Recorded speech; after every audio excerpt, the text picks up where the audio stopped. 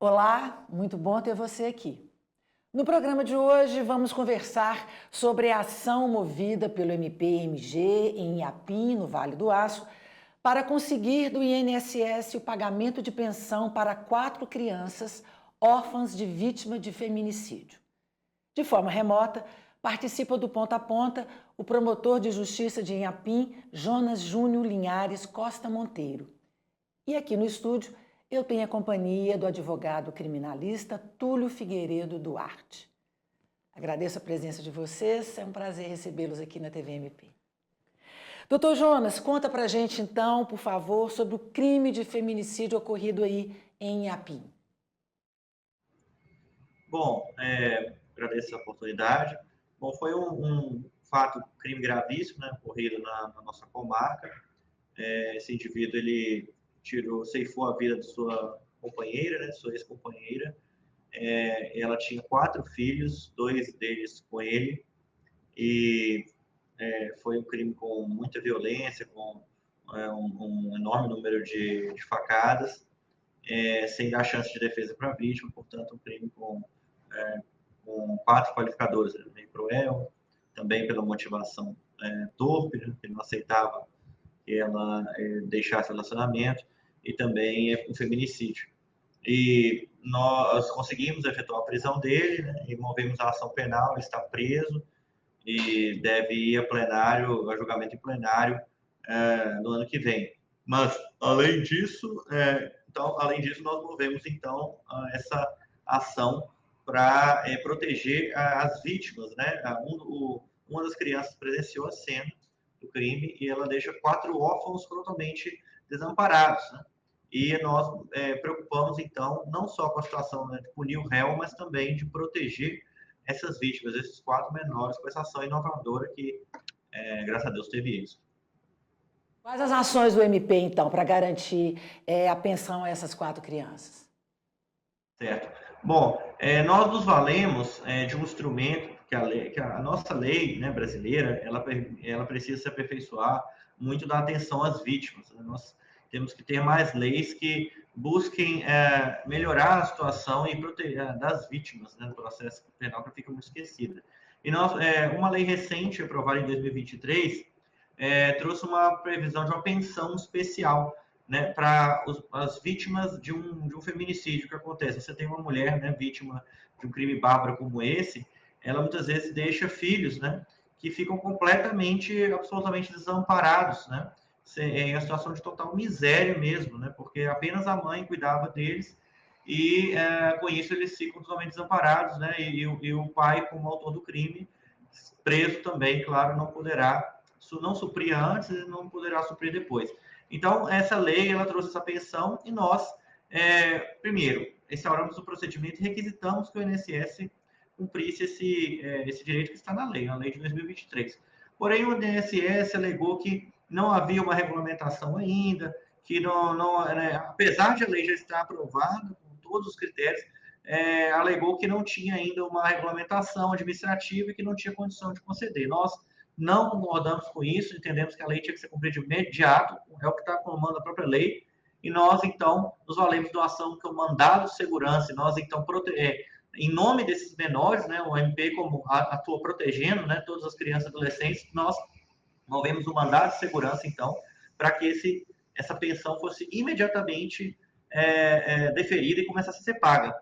E nós tivemos êxito, né, com essa ação, ela acabou sendo enviada para a Justiça Federal, e nós tivemos êxito, o juiz federal considerou que o Ministério Público é uno, né, nós podemos atuar também, né, na Justiça Federal, e entendeu que havia os requisitos, né, e determinou o pagamento imediato dessa pensão, o que foi feito, né, alguns dias atrás, e hoje essas crianças começaram a receber, está sendo pago esse benefício, está sendo pago a avó materna, né, que está cuidando deles, e eles, então, vão ter pelo menos assim um mínimo de subsistência digna, né, com essa pensão. Então nós consideramos assim uma enorme vitória, né?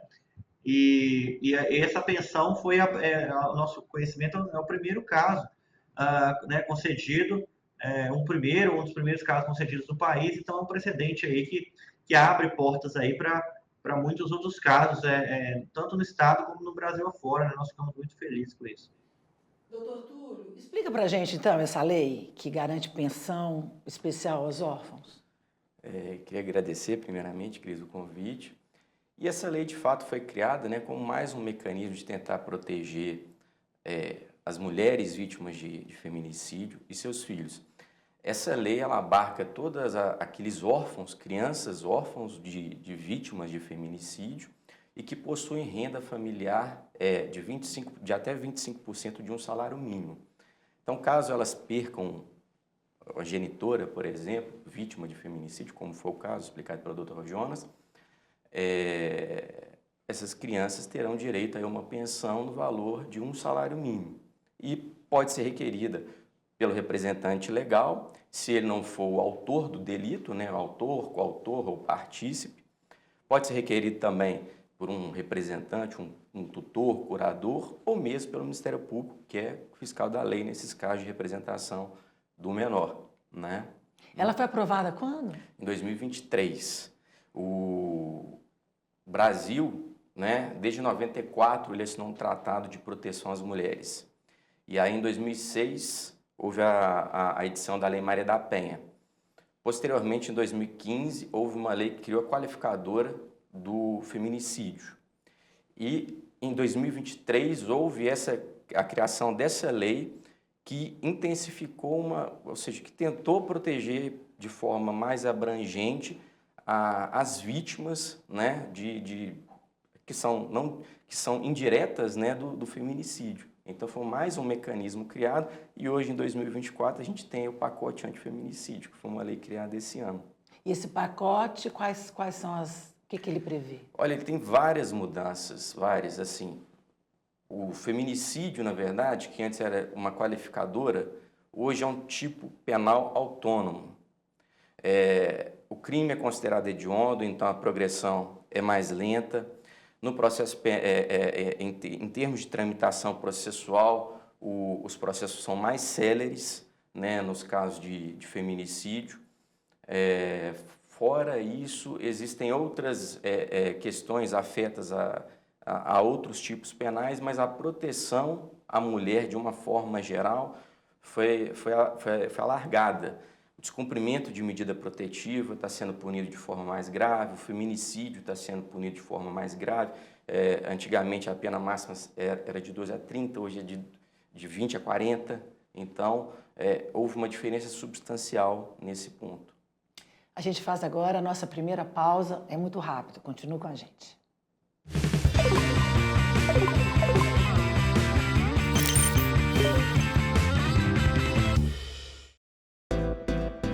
TVMP, canal do Ministério Público de Minas Gerais. Debates, entrevistas, informação, educação, conhecimento e muito mais. Um canal para tornar ainda mais transparentes as ações do Ministério Público de Minas Gerais. A TVMP vai interligar as cidades mineiras com inovação, interatividade, tecnologia e criatividade. Um canal que chega com a identidade de Minas. 24 horas no ar, para levar até você informação sobre temas e áreas de atuação do Ministério Público de Minas, que fazem parte do seu dia a dia. TVMP, em todo lugar, ao seu lado. Realização Ministério Público de Minas Gerais. Siga a gente nas redes sociais e procure por MPMG Oficial. Para mais informações, acesse mpmg.mp.br.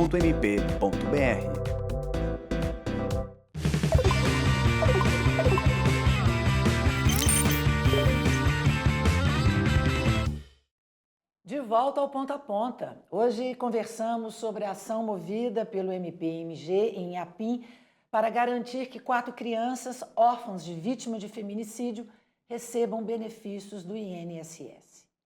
Doutor Jonas, como tem sido a atuação do MP aí em Inhapim no combate a crimes de violência contra as mulheres e também na responsabilização dos autores de crimes de feminicídio? Certo.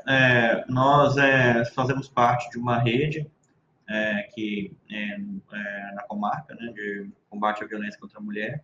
Ela tem vários pontos, elementos, né? Nós trabalhamos então com os conselhos tutelares, trabalhamos com órgãos da comunidade local, com o judiciário, com a polícia militar, com a polícia civil, para que a ação seja o mais rápido possível, de proteção à mulher, de acolhimento à mulher, acolhimento social, né, e de investigação e punição dos autores, né? Então, nós buscamos assim que essa resposta seja bastante rápida e nós temos essa rede que tem se mostrado bastante eficaz aqui na nossa comarca, né?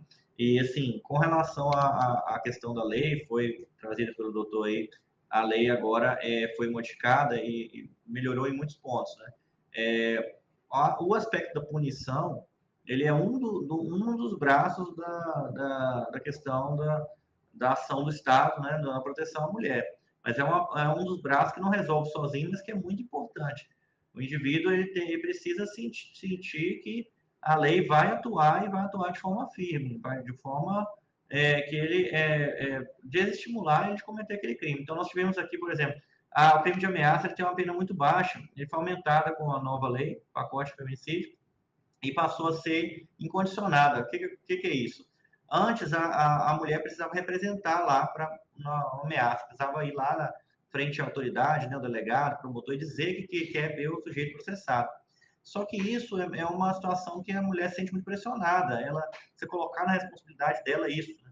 E ainda poder retirar essa representação, como no popular, retirar a queixa. Então, a lei agora não permite mais isso, né?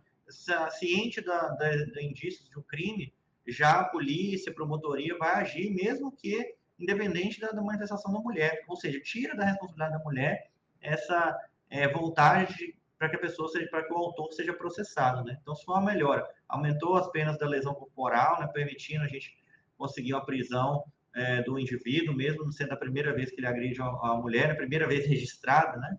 E aumentou a pena do feminicídio, porque a gente tem que lembrar, a pena é de 20 a 40, só que o sujeito no Brasil ele tem a progressão de regime, ele não pega a pena toda. Então, para que o sujeito fique um tempo significativo, a gente precisa colocar uma pena realmente mais alta para que ele fique um tempo no sistema fechado, no regime fechado, compatível com a gravidade do fato que ele cometeu. Doutor Túlio, define para a gente o crime de feminicídio. O feminicídio é qualquer tipo de violência causado em decorrência de violência doméstica, preconceito à condição de mulher ou descaso a essa condição. Tá? E é um problema universal, né? Com certeza, com certeza. O Brasil, como eu disse, em 94 ele aderiu a um tratado de proteção à mulher e ele não cumpriu, e daí veio a origem da Lei Maria da Penha, mas existem pesquisas, estudos, né, que foram feitos pela própria ONU. Em 2021 foi registrado um índice de feminicídio a cerca de uma morte de uma mulher a cada 5 horas. Nossa. No mundo. E o Brasil, nesse ranking de 2021, ele é o 5º colocado como o país que mais mata mulheres. Em 2023, o Brasil marcou um recorde, né, de uma mulher morta a cada 6 horas, em termos de pesquisas, né, feitas do Observatório de Violência contra a Mulher e tudo mais. Esse dado é um horror, né? E esses crimes acontecem, na maioria das vezes, dentro de casa. Sim, a grande maioria dos crimes praticados contra a mulher são causados por ciúmes, no âmbito doméstico, como o Dr. Jonas disse, nesse caso da comarca de Inhapim, a criança presenciou um filho do casal, que tudo indica, né? E sim, né? Tanto é que quando a Lei Maria da Penha foi criada, a intenção foi tentar retirar alguns institutos que são despenalizadores da Lei 9.099. Exatamente, ou seja, de não ter prestação pecuniária, porque em muitos casos o agressor controla a vida financeira da mulher. Então, enfim, existe muita coisa para ser feito, mas na minha ótica, o principal é a conscientização. A mulher precisa saber os limites e quando está começando um relacionamento abusivo. Você acha que faltam campanhas de conscientização? Sim, talvez. Eu acho que, claro, a criação de leis é importante, né? Mas se chegamos hoje no pacote antifeminicídio de 2024 é porque as leis anteriores, a de 2015, a de 2023, não foram suficientes. Então, de fato, as mulheres, né, as crianças, as meninas que estão estudando, precisam saber ali os sinais da violência, né? Ou seja, precisa saber ali que a violência não começa só na agressão, só na tentativa de homicídio, ela começa já a depender numa crítica a uma roupa, uma fala dependendo mais grosseira. O próprio CNJ possui um protocolo de violência contra a mulher que ele vai só escalonando até chegar em circunstâncias mais graves. Então, eu acho que sim, precisa haver uma conscientização. A polícia militar, o MP, a polícia civil, todas fazem um trabalho muito positivo no tocante ao auxílio da mulher vítima de violência. Só que eu acho que falta chegar conhecimento às mulheres. Isso tem que vir desde a escola, é a minha opinião, né? Existem grupos de mulheres e meninas que enfrentam o maior risco de serem violentadas e assassinadas? Olha, eu acho que sim. Um desses estudos que eu pesquisei deu conta de que 50% das mulheres vítimas de feminicídio são mulheres pobres e 80% mulheres pobres e negras. Apenas 2% das mulheres vítimas de feminicídio não se enquadram nesse estereótipo. Então, sim,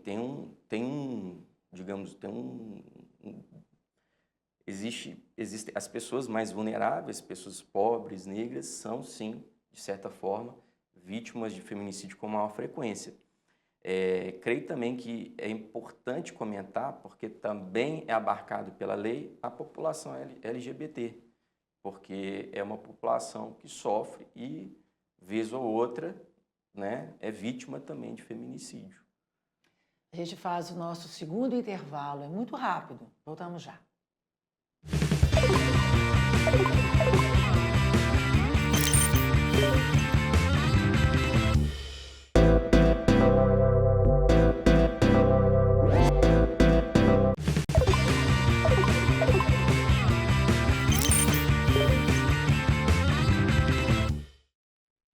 Estamos de volta. Hoje o assunto é a ação movida pelo MP-MG em Inhapim para garantir do INSS pagamento de pensão para 4 menores órfãos de vítima de feminicídio. Doutor Jonas, quais são os impactos do feminicídio na vida de crianças e adolescentes? Certo. Bom, impactos são enormes, né, e muito danosos. Primeiramente, você tem a perda da vida de uma mulher, né, que muitas vezes é a provedora, né, a genitora, aquela que tinha a incumbência maior de cuidar, né, de proteger aquelas crianças e adolescentes. Fora isso, você tem também um impacto no exemplo negativo, né, criado pelos jovens, né, de que é possível exercer essa violência com boa vontade, né, com a violência contra a mulher, né, um temor das meninas, uma naturalização desses fatos, né. Então, assim, o feminicídio é o ápice, né, do quadro de violência doméstica, né, é a forma mais grave e causa os resultados assim mais trágicos, né, não só, né, para aquela vítima, né, mas para aquela família, mas para a comunidade, né. Daí, realmente, a gente entende a importância aí dessas leis que estão tentando aumentar, né, a punição, que, no nosso ver, né, do meu ver da promotoria, são muito necessárias mesmo, né, aumentar a punição realmente esse tipo de crime, porque nós temos reportado uma situação de reincidência, se um indivíduo não é punido adequadamente, ele tem enorme chance de reincidir nesse tipo de delito. Bem como essa outra parte das vítimas, né, de assistência material, dar um apoio, né, porque acontece, a mulher ela submete esse quadro de violência também por uma questão econômica, né? Ela depende da pessoa, do agressor, né? Ela não tem outro meio de vida, né? Muitas vezes a mulher também já está numa idade que não é fácil ela ser alocada para o trabalho, ou ela não exercia esse trabalho antes, né? Só o trabalho, apenas o trabalho doméstico.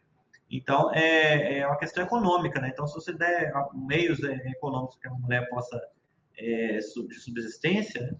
Muitas vezes ela não vai se submeter àquele contexto. E quando acontecer uma situação mais trágica do crime consumado, o Estado tem o dever de apoiar aquela família, dando assistência material, né, aos dependentes, né, para que eles não fiquem numa situação de penúria. Doutor Túlio, também quero escutá-lo sobre as consequências psicológicas que acompanham esses órfãos ao longo da vida. São graves, com certeza, né? Como bem disse o doutor Jonas, eu acho que o homicídio é o crime mais grave que temos no nosso ordenamento. Isso estraga, dilacera toda uma família. Uma criança que nasce sem mãe não deixa de crescer sem uma referência. Isso se perde. E esse papel tem que ser suprido de alguma forma. Avós, professores, enfim, acaba uma tia. Então, as crianças, sim, que sofrem isso, tendem a ter algum tipo de sequela. Seria interessante também o Estado prover algum tipo de assistência psicológica. A lei não prevê uma assistência prevê, psicossocial. Não prevê. Ela prevê um salário, né? E assim, quando se trata de benefícios fornecidos pelo Estado, eu acho que o número de pessoas abarcadas pela lei, infelizmente, vai ser pequeno, porque os possíveis beneficiários são aqueles que têm uma renda familiar per capita de 25% do salário mínimo. É muito difícil. Não é todo lugar que encontraremos uma prefeitura, uma comarca, onde tem um psicólogo ali capaz de fornecer um auxílio à vítima. As escolas não têm psicólogos para tratar de causas assim, igualmente importantes, problemas de crianças neurodeficientes, enfim, as escolas não têm condições de acolher todas elas. Imagina uma que é vítima de violência. Uma situação complexa demais, né? Sim. Quais as saídas? O senhor falou das campanhas de conscientização, nós estamos falando também do Estado assistir, né, essas crianças oferecendo assistência psicossocial. O que mais que o senhor acrescentaria? Nossa, eu acho que o principal é isso, educação. Educação sobre em que consiste a violência doméstica, né? E as consequências e os reflexos, né? Investimento em infraestrutura, infelizmente, depende de uma gestão governamental. Então, eu não teria uma proposta para... A gente está falando muito da importância de políticas públicas de prevenção à violência, né? Sim, sim. Eu acho que é isso. A escola tem um papel fundamental e a escola, os professores deveriam ser treinados também. Não que não sejam, mas eles deveriam ter ciência de quão complexo é a questão da violência e o que isso pode ensejar. Porque eu imagino o seguinte... filhos de pessoas que perderam suas mães por violência doméstica, ou mesmo crianças cujas mães são vítimas de violência doméstica, tendem a ser homens agressivos. E se repete, né? Essa violência passa de geração a geração. Exato. E é difícil. É um apoio que precisa ser dado e precisa vir de fora. Porque o seio, como você disse, como falamos, né, vem tudo, a violência doméstica acontece no seio do lar, então precisa vir de fora. Aí é uma intervenção do Estado, é uma intervenção do Ministério Público, na vara da infância que seja, ou Conselho Tutelar, não importa. Mas é preciso que tenha uma interferência, seja na escola, enfim. Aí eu acho que as saídas são complexas. O Brasil é um país muito grande, com muitas comarcas. É difícil atender todo mundo, mas é imperativo que se resolva isso, porque senão continuaremos, né, em 5º lugar no ranking de feminicídio, o que é uma vergonha para nós. É isso. Agradeço muito a participação de vocês, muito obrigada pela presença aqui na TV MP. E claro, né, agradeço a sua companhia, a sua audiência. A gente se vê em breve.